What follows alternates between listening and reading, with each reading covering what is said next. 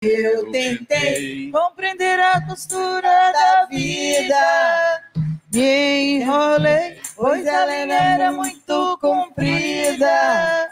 Eu tentei compreender a costura da vida, me enrolei, pois a linha era muito comprida. Como é que eu vou fazer para desenrolar? Para desenrolar, mas como é que eu vou fazer para desenrolar?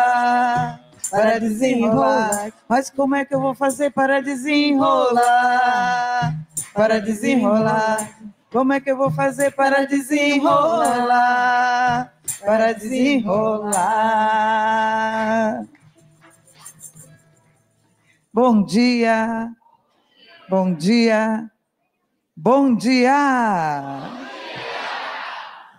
Como é que foi ontem? Qual o sentimento que a gente traz do dia de ontem? Como é que está assim? Como é que está o coração, a pele, o arrepio? Como é que está todo mundo? Está assim? Tá para baixo ou está para cima? Mostra aí como é que está para cima, deixa eu ver. E está para cima. Isso, que bom. E como é que está hoje? Como é que começou o dia hoje? Para cima. Então, prepare o seu coração, pois agora eu vou chamar aquele doutor Adalberto que ontem estava a falar, para que ele suba no palco. E todos os seus saberes venha compartilhar. Como ele já foi apresentado ontem, falaram todas as coisas que ele carrega junto com a sua presença, né? Então nem precisa falar muito mais. Bom dia, doutora Adalberto. Então, vamos começar a nossa roda, né? Vamos pegar as cadeiras. Bom, pessoal, pediram para eu fazer uma rápida apresentação para os que não vieram ontem. Meu primeiro universo foi o universo mágico religioso. Eu nasci no sertão do Ceará, na cidade de Canindé, que é um centro de peregrinação que recebe cerca de 2 milhões de peregrinos por ano, onde essas pessoas vêm pedir aos santos o que não recebem das instituições sociais. Então, esse universo mágico religioso, meu avô tinha uma pensão, uma pousada, e eu via muito aqueles romeiros que vinham atrás pedindo a São Francisco que não recebiam dos governos. E eu quis ser como São Francisco. Eu digo, eu vou ser como São Francisco. Fiz tudo para entrar no seminário, por isso que fiz filosofia e teologia, só não fiz me ordenar. E, mais tarde, eu entrei na faculdade de medicina. Foi meu segundo universo agora científico. Naquela época falava em salvar almas. Aí eu descubro que aquelas almas tinham corpos que estavam abandonados pelas políticas públicas, deserdados. E eu fazia filosofia à noite e medicina durante o dia. No terceiro ano de medicina, eu vivi uma crise existencial. Eu descobri que esses dois universos aparentemente contraditórios, o mágico religioso e o científico, todos dois funcionavam do mesmo jeito, excluindo o que era diferente. Aquilo que não era católico, apostólico, romano, era coisa de Satanás a ser evitado. E no mundo acadêmico, aquilo que não vinha das investigações científicas, das pesquisas, era charlatanismo. E eu vivi esse dilema. E eu entendi que esses dois universos queriam a morte do índio que vivia em mim, das minhas raízes. Os meus colegas diziam, tu ainda acredita em Deus, em São Francisco? Eu digo, acredito. Então você não é um cientista. E o que é um cientista? É aquele que não acredita, que mata as suas raízes culturais? Não, isso eu não quero. Se para ser doutor eu tenho que matar o índio que vive em mim, as minhas raízes, E eu vivi esse dilema. E o que me ajudou a sair desse dilema foi uma história que eu ouvia desde a minha infância, em Canindé. Nós temos o Centro dos Milagres, a Casa dos Milagres, dos ex-votos. Tem uma criança de madeira, um ex-voto, que a história é o seguinte: uma criança se perdeu no Amazonas e durante 3 dias a família procurou por todos os lados e não encontrou. e já desesperada, se ajoelharam e fizeram apelo a São Francisco do Canindé. Quando estava de joelho, a porta se abre e a criança chega. Milagre, São Francisco, né? O presidente dos deserdados. E eu vi essa história desde a minha infância e já compreendi a função do mito antes mesmo de estudar mais tarde na universidade. O que foi? Por que essa criança, durante 3 dias, ninguém encontrou resquício de nada? Em que momento essa criança apareceu? No momento que a família fez apelo aos valores da sua cultura. Como eram católicos, era São Francisco. Mas se fosse um bandista, o que fosse, com certeza funcionaria. E para mim eu entendi. Adalberto, essa é a tua história. Tu estás perdido na floresta do saber acadêmico. E tu vai perder tua identidade se não fizer como essa família. Fazer um vínculo com a tua cultura. E naquele dia eu disse a mim mesmo, tudo que eu for fazer na vida, eu vou botar um pé na cultura e um pé na ciência. E eu vou ser um cientista, caboclo, nordestino, com muito orgulho. Eu não vou deixar que matem o índio em mim. E tudo que eu fui fazer na vida foi nesse sentido. Eu fiz medicina, fiz etnomedicina, medicina popular, medicina científica. Depois fui para a Europa, onde morei 6 anos, fiz doutorado em psiquiatria, fiz etnopsiquiatria, psiquiatria, psiquismo e cultura. Né? E depois voltei para o Brasil e comecei um trabalho na Faculdade de Medicina, da Universidade Federal do Ceará, levando os estudantes de medicina para conversar e escutar os romeiros que vinham pedir aos santos o que não receberam das instituições sociais. Né?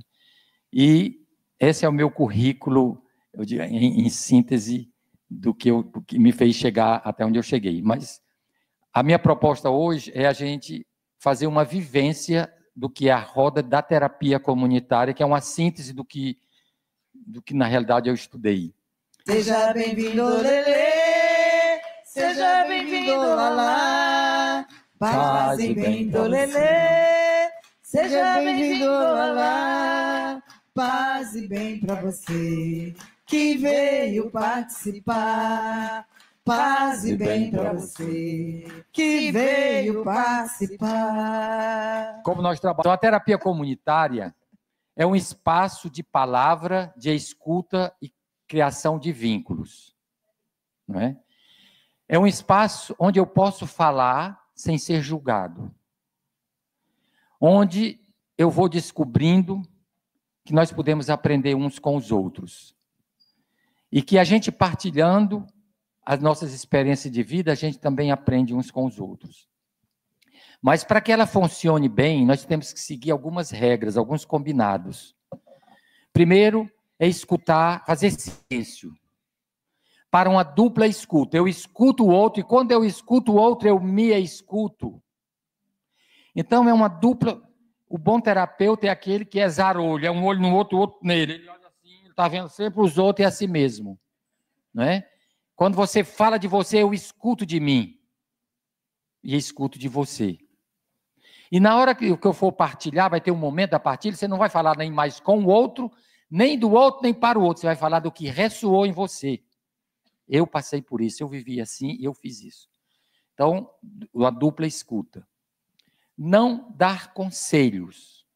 Porque dar conselho pressupõe que eu sei mais sobre você do que você de você mesmo. Isso é uma manipulação. Falar usando o eu, não como sinal de egoísmo, mas de individualidade, com a minha subjetividade. Ninguém, a gente, o povo, não, eu passei por isso, quem não passou, fica calado, escute, só fala quem vivenciou. Não é um espaço de debate de ideias, porque os debates de ideias dividem, tem efeito contrário. Reúnam-se depois. Na terapia, nós vamos partilhar experiências de vida. E a emoção, ela é universal. O que nos faz humano é a emoção. No Covid, nós fizemos rodas de terapia em 15 países, 5 idiomas diferentes. Chegamos a uma conclusão que a emoção é universal. O medo, a dor de uma mãe de ter perdido um filho e não poder velar, é a mesma de quem mora na favela, em Paris, em Londres, em Roma, na Inglaterra. Então, é a emoção que nos une. E num mundo dividido, o que vai nos unir é a construção de vínculos. A terapia comunitária não é um espaço para... É diferente da psicoterapia. A gente chega doente para se curar. Aqui não, a gente chega bom para sair melhor. Né? Então, não dar conselho, não julgar, não criticar.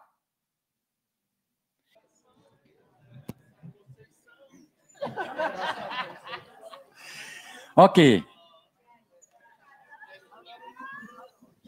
Chegou a hora, então, de escolher uma inquietação. Vamos fazer silêncio.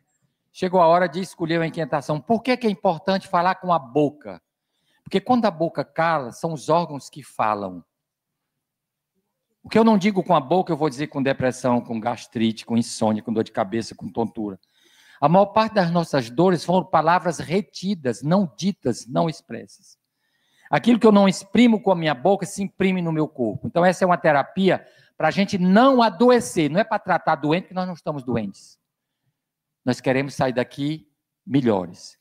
Falar com a boca para não falar com essas doenças, com essas dores. A dor do corpo é o grito da alma. Então, a gente falar com a boca para que alivie a nossa alma. Agora, falar de quê?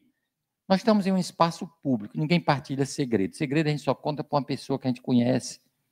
E, aliás, uma pessoa que não tem segredo, tem que querer conversar com ela, porque já sabe de tudo. Aquilo não é a sei dela.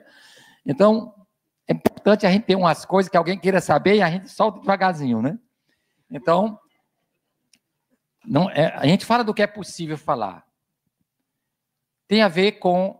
Também não é um espaço para debater ideia, nem tema. Falar sobre a violência do Brasil, não. Outro dia eu fui vítima de uma violência. Falar do que você vivenciou, da sua experiência de vida. Pode ser um conflito com o marido, relação com o adolescente, uma perda, não é? É algo que está tirando o meu sono, que eu acordo de madrugada, às vezes pensando, e às vezes vou escolher a pessoa errada, na hora errada, e aquele desabafo vira intriga e futrica, eu vou dizer, nunca mais eu vou falar com ninguém. Né? Tem um ditado nordestino que diz, quem guarda azeda, quando azeda estoura, e quando estoura fede. Então é uma terapia para a gente não azedar a nossa vida. Como nós somos muitos, quem tem uma inquietação, você vai dizer o seu nome, qual é essa inquietação, diga em poucas palavras, eu vou anotando aqui. Depois que tiver umas 4 ou 5, a gente vai voltar para escolher uma para nós aprofundarmos. Então, quem gostaria... Na realidade, nós vamos falar de uma pedrinha no sapato. A pedrinha no sapato não impede a caminhada, mas dói, machuca. Às vezes nem é pedra no sapato, é o sapato furado, que você pisa nas pedras. É delas que nós vamos falar. Então, quem tem uma pedrinha no seu sapato, diga seu nome e qual é essa pedrinha. Para conduzir um pouco a nossa conversa, é que indignação é quando eu testemunho uma ação indigna. Ou seja, tem algo de indigno. Por quê? Porque feriu um valor meu, que me leva a uma ação digna. Então, é o negativo que gera o positivo. Como nós não estamos no mundo das lamentações, eu também, ficar na indignação. Então, a pergunta que eu faço, qual é o teu valor que foi atingido quando tu fica indignada? Por quê? O microfone está com você? Se você não se incomodar de ficar em pé, facilita para todo mundo lhe ver. Mas fique à vontade, se você preferir ficar sentada. Tá apertado aqui. Pronto. Eu acho que... O que é que me indigna? Eles se acharem no direito os ruralistas, os não, bote um nome. garimpeiros. Porque se a gente não nomear, se a gente ficar nas etiquetas, a gente não pensa. Qual é o sentimento? É a injustiça? Injustiça, Pegue uma. Senão tem muita abraça, pouca aperta. violência. Então, vamos ficar na injustiça e na violência. Por que para você é importante a justiça? De onde vem essa consciência do valor da justiça na tua história familiar, numa perspectiva transgeracional? Dos meus pais. Como assim? eles sempre buscaram estar envolvidos com ações que Qual foi a maior desigualdade. injustiça testemunhada pelos teus pais? Pode ser individual ou social. O que é que indignava teus pais? Então, se eu entendi, a sua indignação já é uma herança de um valor familiar. Sim. E sempre tiveram muita consciência social, assim, muita essa sensibilidade com as injustiças em geral. Sim, mas uma pérola é uma resposta a uma agressão. A ostra que não foi ferida não produz pérola. Se um valor é a justiça foi construída pela injustiça. Qual foi a injustiça que a sua família ou o seu entorno vivenciou? Que levou você, a sua família, a valorizar a justiça? Porque conheceram a injustiça. Qual foi a injustiça que vocês conheceram? Eu acho que a desigualdade social, no geral, assim, né? Falta de moradia, ter que pagar aluguel. Você é de onde? Eu sou de Curitiba. Nasci E em Curitiba tem essas coisas? Eu pensei que era pelo Nordeste que tinha. Mas eles não são de Curitiba. Mas Hein? eles enfrentaram isso em Curitiba também. Ah, então eles eram de onde? Ponta Grossa. Mais para o interior do E estado. por que eles migraram? Em busca de melhores condições. Porque lá o que é que tinha? Anteriormente. Escassez, né? Escassez, dificuldade de desemprego. Injustiça social. Injustiça social. Entendeu?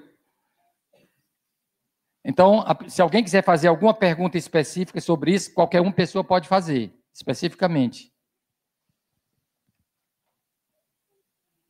Então, a gente já entendeu. Obrigado. Ninguém vai mais fazer mais nenhuma pergunta. Nós, né, teve contato com essas injustiças. Não, pera ainda. Fica nisso mesmo. Então, o sentimento, o que interessa aqui é a indignação. De entender que o que gera indignação em mim, no caso dela, foi a injustiça. Por quê? Porque meus pais, para poder viver bem, tiveram que abandonar as raízes, abandonar a terra, deixar para trás vínculo, deixar isso, esse sentimento de injustiça, isso está enraizado na tua essência como pessoa. Mas outras pessoas aqui, que viveram indignações, pode ser por outros valores. Seria interessante que vocês se conectassem, de entender, quer dizer, hoje você está com a dignação, porque conheceu transgeracionalmente a ação indigna, que é a injustiça. Então, a pergunta para todos nós, agora nós vamos para o genérico. Você vai ficar em silêncio, ninguém vai mais lhe fazer nenhuma pergunta. Quem de nós já viveu uma indignação, e na minha indignação, qual foi o valor que foi atingido? Porque senão a gente vira mudo das lamentações. Então, o que é que mais me indigna? A gente viu dela a injustiça. Teve em outras pessoas. Passe o microfone. Qual é o valor que atingiu a indignação? Bom dia, eu sou a Júlia. Eu estava pensando sobre o meu trabalho não voltar para mim, sabe? Então, teve um momento que eu trabalhava muito, todo dia, literalmente, servindo comida, e eu passei fome. E foi... o valor... Qual é o trabalho seu hoje? O que você faz hoje? Estou trabalhando no mapeamento dos pontos de cultura para o Ministério da Cultura. Ou seja, você trabalha com alimento cultural. É isso? É. Então, por que é um valor para você alimentar a cultura? Qual foi o negativo que gerou essa pérola em você? A cultura do lucro, né? Ou do abandono? Do abandono. Alguém tem, vocês se lembram das músicas? Está todo mundo escutando, não estou vendo música aparecendo. Pode.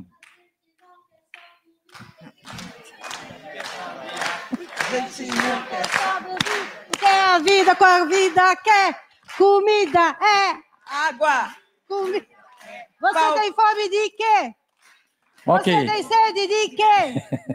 Ok.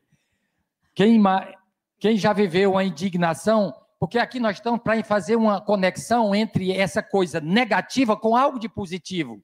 Porque parece que para ressuscitar tem que morrer. Mas se eu não reconheço que a morte é importante, eu não vou ressuscitar. Eu vou feder. Qual Bom foi a sua dia. indignação? Eu me chamo Neuci, sou educadora social e trabalho em uma instituição que geograficamente faz parte de um remanescente quilombola. A minha indignação é que quando a gente vai trabalhar... Quando eu. Quando eu, com meu grupo de adolescentes e crianças, vou trabalhar o afrocentrismo,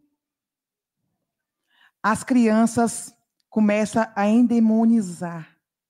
Tudo que vem da África é endemonizado. A minha indignação é a mentira que contaram a essas crianças de que a religião e de que o povo africano, que existe diabo. Então, se eu entendi, é lidar com o preconceito. Preconceito. Por que é importante você valorizar o conceito? Para essas crianças... Não, para você. Para mim? Esqueça as crianças. Para mim, é com a consciência da minha origem, da minha matriz, dos meus ancestrais. Seus ancestrais conheceram o preconceito? Conheceram e viveram. Ok. Sentiram na pele. Legal. Alguma música de preconceito, alguma coisa? Você pode começar. Cadê os violeiros? Acordem. Hein?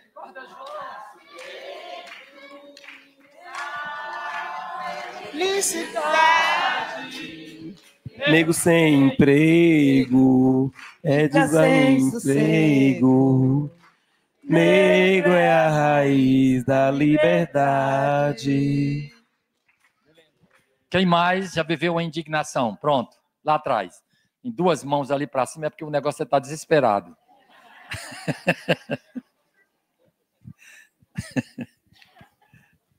Eu sou Valdir, missionário redentorista. A minha indignação, nós temos um trabalho aqui em São Paulo com as pessoas em situação de rua. Indignação foi quando chegamos na Praça da Sé e fomos proibidos pela Polícia Militar. Olha, para a gente não ficar no debate, use o eu. A gente sabe que esse eu é um bocado de gente de trás de você, mas use o eu, Sim. Que é importante para você. Aí eu cheguei lá, a polícia falou assim, olha, não pode distribuir comida aqui para essas pessoas em situação de rua. Eu falei assim, mas o que eu vou fazer com 250 marmitas aqui no carro? Vou jogar fora? Aí falou assim, mas é a lei. Isso me indignou bastante, porque... Qual foi o valor atingido para você? Hoje, penso, e hoje eu dou a minha própria vida em defender o pobre, em defender as pessoas... Em Seria o direito humano? Os direitos humanos e a dignidade humana. A dignidade, pronto. Alguma música de dignidade? Cadê o pessoal da África, os descendentes? Hein? Ou poesia? Sobre a dignidade? Utopia, quero tudo e mais. Quero a felicidade dos olhos de um pai. Quero a alegria, muita gente feliz. Quero que a justiça reine em meu país. Quero a liberdade. Beleza, aqui tem uma mão levantada. O que é que me indigna? Qual é o valor que me faz uma ação digna? A violência contra a mulher, em que eu sofri a violência na infância, consegui, pela resiliência e as pessoas que entraram no meu caminho, atuar na área da violência. Sim, qual foi o valor atingido com a violência? A dignidade da vida, o respeito à vida de uma criança. Tem mais? Quem já viveu uma indignidade descobriu uma indignação que me levou a uma ação digna. Bom dia, meu nome é Sidney, tá? Eu sou de Osasco, já leciono há 20 anos no Estado, e o que me indigna, o que tem me indignado enquanto educador, é essa realidade que a gente tem vivenciado no Estado de São Paulo, em que professores categoria O, a realocação de profissionais, né? O não recebimento de férias, o não recebimento de 13º pelo fato de serem professores categoria O, diferentemente de professores efetivos, categoria A, e F, como é o meu caso, da Lei 500. Qual é o valor que é atingido? Sem dúvida alguma, o valor atingido é o direito que deve ser igualitário, né? Aos profissionais da educação desse estado de São Paulo. Seria o reconhecimento de todos, independente da categoria que pertença, todos são qualificados e todos são profissionais da educação. Obrigado. Agora nós vamos ficar todo mundo em pé para nós encerramento. Vocês que estão na lateral, se vocês puderem se aproximar, entrar no corredor aí. Exato. Então, o que a gente viu, eu vi, e me tocou, foi a questão dos valores. Que é o negativo que vira positivo, que é a morte que ressuscita, que é isso que nos alimenta os nossos movimentos. E muitas vezes eu não faço a ligação. E a gente viu que é sempre, pelo que eu vi aqui dos valores, é sempre o outro injustiçado, é o outro que me desequilibra, mas é o outro que me equilibra. Para que não fique uma coisa mental, intelectual, eu peço que a gente coloque a mão no ombro um dos outros, nos aproximando. Quem puder vir um pouquinho mais para cá, ou vocês que estão 3 só aqui, entra aqui nesse meio. Eu, na comunidade, sempre digo, quem não quiser morrer esse ano, entra na roda. Então, todo mundo entra, porque todo mundo tem medo de morrer nesse ano, né? Aí, ó, tem tá faltando um negócio ali, ó. Pronto. E agora vamos balançando de um lado para o outro. Tô balançando, mas não vou cair, mas não vou cair, mas não vou cair. Tô balançando na minha vida, tô balançando, mas não vou cair. Tô balançando na terapia, tô balançando, mas não vou cair, mas não vou cair, mas não vou cair. E por que não caímos? Porque estamos apoiados uns nos outros. Essa é uma outra maneira de entender a terapia comunitária. A gente se encontra para se apoiar, não é para se julgar, nem para vomitar na cara do outro. É para aprender com as nossas dores, transformar em pérolas. Então, esse é o movimento da vida. Estamos sempre balançando, mas a gente não cai, porque nós estamos apoiados. Isso é importante. Então, eu queria, mais uma vez, agradecer a Nicole por você ter nos proporcionado essa reflexão sobre a indignação, que tem mexido com esse país, a indignação. E é interessante ver que essa indignação, ela é positiva, sendo negativa, porque desperta em mim o meu valor para uma ação digna. Se eu não tivesse indignação, não havia ação digna, não é? Então eu vou levando um pouco de vocês isso, essa conexão de dizer a minha força de hoje vem da fraqueza dos meus pais, ou da força deles que eles não conseguiram terminar, eu estou terminando. Então nessa perspectiva, o sentimento de que a verdadeira cura ela é cósmica, porque quando eu me curo, eu supero, eu me curo o antepassado que não conseguiu e curo os meus descendentes. Então, o que eu vou levando é a importância de, às vezes, eu sou a geração que dá continuidade à luta dos meus antepassados. Eles morreram, mas a luta deles continua viva em mim e eu quero continuar vivendo em mim. Então, a partir de agora, a pergunta é, o que é que eu aprendi e com quem nessa roda? E quem quiser propor música, o que vier, podem... Então, o que é que eu vou levando? O que é que eu aprendi nessa roda? Você só pode falar alto, não sei se...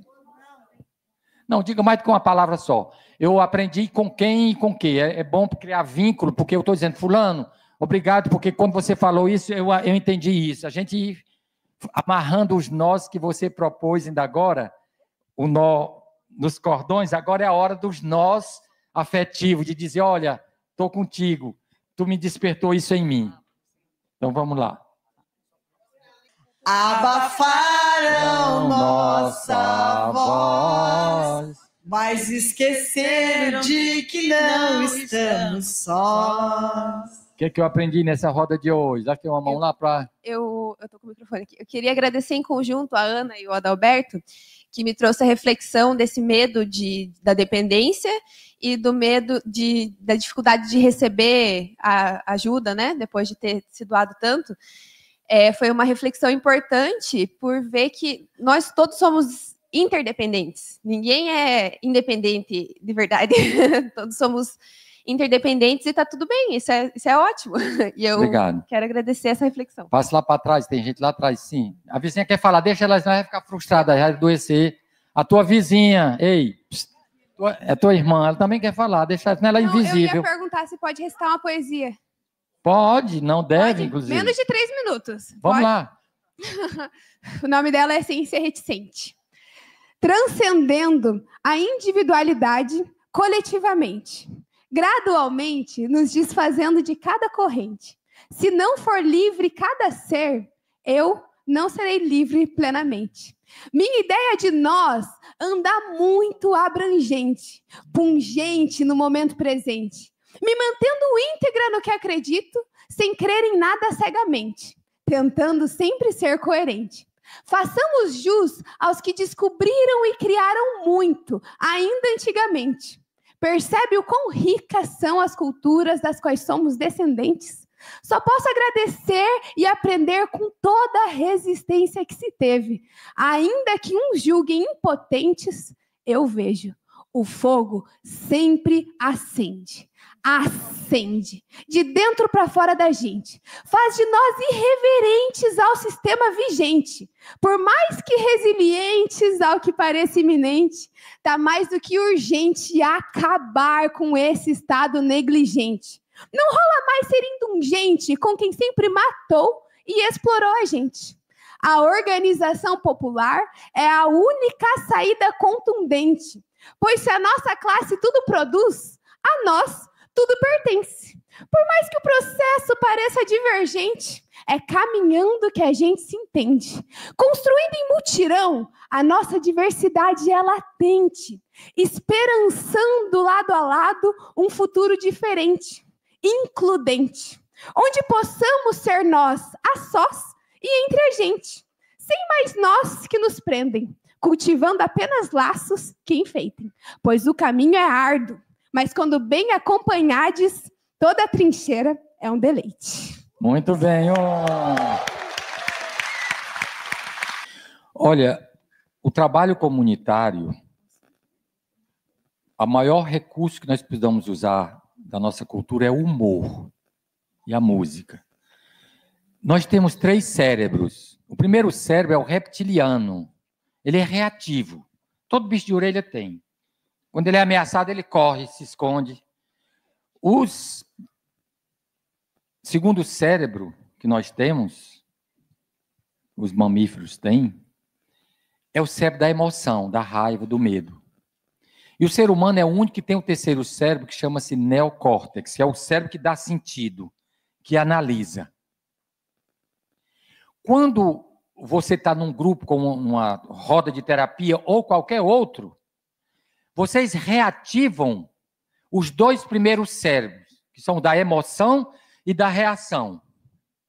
Quando eles estão hiperativados, bloqueia o acesso ao neocórtex. Você não consegue pensar, ressignificar, dar sentido. E como é que eu faço para sair? A pessoa chora, faz a catarse, mas não gerou consciência. Como é que eu faço para sair desse estado? Estimular o neocórtex. E o que é que estimula? O humor e a música. Quando você só ri, se entendeu. Você conta uma piada, a pessoa não entendeu? Ah, agora eu entendi. Quando ele começa a estimular, desestimula os 2. Eu senti aqui em vocês, rapidamente, que vocês estão precisando ter um olhar mais para dentro de vocês, estão muito olhando para fora, os outros. E você, meu filho, tem uma olhada para dentro. Né? A indignação mobiliza as pessoas, mas me mobiliza. Então, um dos cursos que nós estamos fazendo muito lá no Ceará, que é trabalhando as ressonâncias do cuidar. Porque quando eu cuido do outro, eu revisito a minha história. E se eu não trabalhar a minha história, o meu trabalho fica meio só. Né? Às vezes a questão de, você falou, que na terapia a gente não pode fazer aquela análise. Quando eu sou muito forte, eu cuido dos outros, qual é a imagem que eu passo para vocês? Que eu não preciso de ajuda. Eu sou forte. Aí quando eu estou chorando, alguém diz, tá, não, deve ter sido alguém que caiu nos olhos, essa mulher é muito forte, para tudo ela tem uma palavra. Por que é que ninguém me ajuda? Só vai lhe ajudar quando você mostrar a sua humanidade, a sua fragilidade. Você pedir ajuda. Peça ajuda.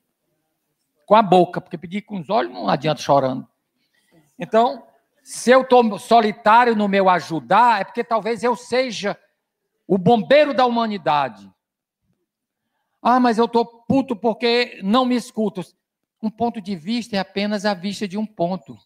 Quem foi que disse que o seu ponto de vista é o certo?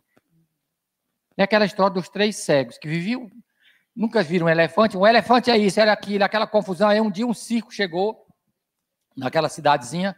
Aí o dono da bodega disse assim, pronto, vamos acabar com a briga desses cegos. Traga o elefante. O que estava embaixo, que não pôde se levantar, pegou nas 2 pernas, diz o elefante, é como 2 pernas de carne bem forte. O que estava em pé passou a mão, o elefante é um muro de carne. O que estava lá pegou nas orelhas, o elefante é como 2 leques que balança. Quando levaram o elefante, a briga aumentou, porque cada um reduziu a realidade do elefante, a sua experiência com ele. Mas só muda, dizia o Darcy Ribeiro, só muda quando eu gero dúvida na certeza. Eu aprendi muito isso fazendo pesquisa com o pessoal afro-brasileiro. Eu fui uma vez, toda quinta-feira tinha um culto, eu ia... E tem uma hora que o pai de santo fica sentado no chão, num tamboretezinho, as pessoas vêm fazer consulta. Eu disse, o que esse povo conversa? Eu doido para saber o que era. Aí eu perguntei, mestre Ivo, o que é que o povo lhe pergunta, lhe pede? Ele disse, eu não sei, porque não sou eu, é o orixá que está em mim. Aí eu disse, você me permite que eu fique perto para escutar? Ele disse, tem que ter a permissão do orixá, você venha para os cultos, que um dia que ele permitir, você assiste. E eu vinha bem 10 vezes, e ele não me chamava. Eu digo, acho que eu não vou vir mais, não. E parece que ele adivinhou. Aí ele chegou, pode vir, o orixá permitiu. Aí eu fiquei sentado, uma moça nova, de seus 17 anos, cheia de botão de pereba no rosto, disse, meu pai, eu queria que você fizesse uma mandinga bem forte contra a minha vizinha. Ô, mulher invejosa. Todo namorado que eu arranjo, ela toma. Já tomou 3 meu, ele só vem um dia para minha casa, na outra dia seguinte já vai para a casa dela. Aquilo não presta. E o pai de santo, fumando seu cachimbo, tentava fazer uma pergunta. Não, mas o senhor não sabe quem ela é, não. Aquilo não foi só meu, não. Tomou da fulana, da beltrana, aquilo não presta. É aquele o diabo em pessoa. E, gestalticamente, era interessante, porque ele começou a ficar angustiado e as baforadas aumentavam. Tudo que ele fazia pergunta, ela dizia, mas o senhor não conhece o diabo. Né? Aí, lá pelas tantas, esse pai disse, a fumaça já estava lá em cima, né? Minha filha, vou lhe fazer uma pergunta 3 vezes, a mesma pergunta. E preste bem atenção no que você vai responder. Como? Eu vou lhe fazer 3 vezes a mesma pergunta e preste bem atenção no que eu vou lhe... E por que, meu pai? Porque se ela não merecer, toda a mandinga que você quer contra ela, volta para você 10 vezes mais forte. Aí ela diz, eu também não sou uma santa. Lá em casa, o meu pai na cachaça, meus irmãos na droga. Ela começou a falar dela. E ele foi mais terapeuta do que muitos terapeutas. Minha filha, vamos parar essa conversa por hoje. Na próxima semana a gente recomeça. E eu fiquei, meu Deus, o que foi que esse homem fez? Ele perguntou 3 vezes. Por que 3 vezes? Porque a primeira ninguém escuta. Você pergunta uma coisa, a segunda, como? A terceira, é na terceira que a gente escuta. Aí eu fui ver na cultura judeu-cristã. Pedro me ama, Pedro me ama, Pedro me ama. Na terceira, Pedro ficou calado porque entendeu o sentido da pergunta. Antes que o galo cante 3 vezes, alguém vai me trair. Tudo é 3. Aí eu disse, olha que sabedoria. E o que foi que ele fez nessa criatura? Ele gerou dúvida na certeza dela. Ela estava convicta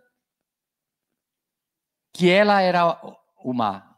Porque a pergunta dele era a seguinte, se eu perguntasse, se ela estivesse aqui, eu perguntasse a ela sobre você, o que ela podia dizer? Não podia dizer nada não, porque eu nunca tomei macho de ninguém. Essa era a questão dela. Ele gerou dúvida na certeza dela. Então, toda convicção é uma prisão.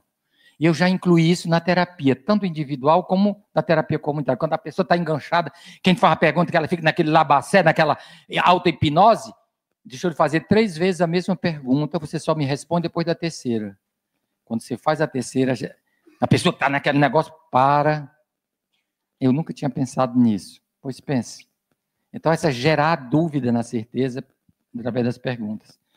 E uma semana depois, ela não veio, ela veio 15 dias depois. E veio com quem? Com a vizinha. A mesma idade, mas muito mais bonita do que ela, a pele perfeita. Aí ela chegou e disse, meu pai, eu não pude vir a semana passada, porque lá em casa estava uma confusão danada. Mas eu falei tanto do senhor para a minha vizinha, que ela quis conhecer e eu trouxe para você dar uma benção para nós duas. Em 15 dias houve uma mudança. Aí eu disse, ele agiu de forma sistêmica. Porque no sistêmico não tem causa e efeito, tem retroalimentação. Aí caiu a ficha. Quem foi que criou a abordagem sistêmica? Os antropólogos. Bateson, um americano. Caiu outra ficha. Os antropólogos pesquisaram os nossos curandeiros, os nossos sistemas de crenças, identificaram essa sistêmica, levaram, traduziram num negócio e venderam para a gente. Aí eu digo, eu passei 6 anos na Europa, aprendendo a trabalhar sistemicamente, e os pais de santo aqui nunca saem da terra, estão sendo sistêmicos. Então, era também a minha cura. Porque quando a gente trabalha com precariedade, minha gente, a gente descobre que a precariedade está também em mim, na minha visão de mundo, na instituição que eu participo. As nossas universidades, os nossos hospitais não sabem acolher as pessoas. Eles são precários. Então, tem que ter reciprocidade. Quando eu cuido do outro, eu revisito a minha história. É cuidando do outro que eu cuido de mim, é curando o outro que eu me curo. Então, quando não tem circularidade, tem uma coisa errada. Teve um que perguntou, que falou, por que eu me sinto um pouco só? Pronto. A gente chamou de terapia comunitária. A palavra terapia vem do grego terapeia. O prefixo ter é calor. Então, terapia é acolher de forma calorosa. Então, quem é terapêutico é a comunidade que acolhe calorosamente o outro. Quando eu sou acolhido, eu já me sinto bem, só em não ser julgado. Nós fazemos o nosso acolhimento lá no Projeto 4 Varas, é o escaldapé com cafuné. Nós temos aquelas espreguiçadeiras, 60 espreguiçadeiras, as pessoas vêm para ser atendidas, em vez de ficar sentado na cadeira esperando, se senta, se deita, uma venda nos olhos, água morna com erva nos pés e uma reflexão. Então, ali é 30 minutos. É impressionante que a maioria diz, pronto, já posso ir para casa? Não, minha filha, isso aqui é apenas o acolhimento. Não, já estou bem, a minha dor de cabeça já passou mesmo. As pessoas estão tão carentes de acolher que, para resolver essa situação, é muito importante, é o amor que cura, não é a técnica em si. Né? Então, a gente precisa entender isso. O que é a terapia comunitária? É um espaço que a gente cria vínculos entre si. É para criar vínculo, não é para resolver problema. É trabalhar a empatia. O que você falou mexeu comigo. Só que eu não vou debater. Não, está errado. Não, eu vou dizer engraçado. Eu também vivi isso. Quando termina a roda, começa o diálogo entre as pessoas. O terapeuta fica meio isolado. Então, essa é uma maneira da gente resolver 88% das pessoas que vinham em busca de ajuda foi resolvido só com a terapia comunitária. Apenas, isso foi uma pesquisa de 12 mil questionários no Brasil todo. Apenas 8,7% precisa de conversa individual com o psicólogo ou com o psiquiatra. Então, a grande maioria se resolve isso. Por que a terapia comunitária está sendo usada muito em todos os cantos? Porque ninguém mais criou coisa coletiva. O pessoal só está no individual, eu e o fulano. Isso é para ganhar dinheiro. Isso é para resolver o problema. Aí o segredo não pode... As coisas boas não tem que ser, por isso nós tiramos o segredo da terapia comunitária, não tem segredo. O que você fala é bonito, a gente aprende e pode conversar. E aí nós temos reações, muitas vezes, dos psicólogos. Não, e a confidencialidade, como é que fica? Confidencialidade é porque, como eu não conheço você, eu vou fazer uma terapia, vou contar um segredo. Se você contar meu segredo, eu lhe processo. Tudo bem, mas não na comunidade. Ninguém vai falar de segredo. Então, é aprender juntos. Então, a terapia comunitária é pessoas que cuidam e aprendem com pessoas. Não tem relação vertical, é horizontal. Somos parte do problema e parte da solução. Então, acabar com a horizontalidade, com a verticalidade, é isso que atrapalha. É melhor errarmos junto que acertar sozinho. Nós fomos educados para falar. Na terapia comunitária, você agora vai aprender a escutar. Não é? Então, esse é um aspecto. Qual foi a outra pergunta que você fez? Qual foi? Sim, minha gente, preconceito, quando a gente chama de crendice, é uma desvalorização da crença do outro. Não existe hierarquia em cultura. A cultura tem a ver com o que eu tenho, com o meu contexto. Se você pega um indígena, ele sabe andar na floresta, ele não vai morrer de fome nem de sede. Mas pegue um indígena, traga para o interior, para aqui para o centro de São Paulo, ele não atravessa 2 ruas, já é atropelado e morto. Pegue um paulistano e bote lá na floresta, que ele não vive 10 minutos, vai comer a fruta venenosa, porque ele não sabe o que é. Então, não existe hierarquia em cultura. Eu sou doutor, então eu sei mais, eu sou mais culto. Não existe. Cultura é eu saber o que eu preciso para o meu... Tem uma piada que já que eu estou em São Paulo, vou pegar um paulista, um estudante de medicina de São Paulo, foi visitar uma tribo de índio lá no Amazonas.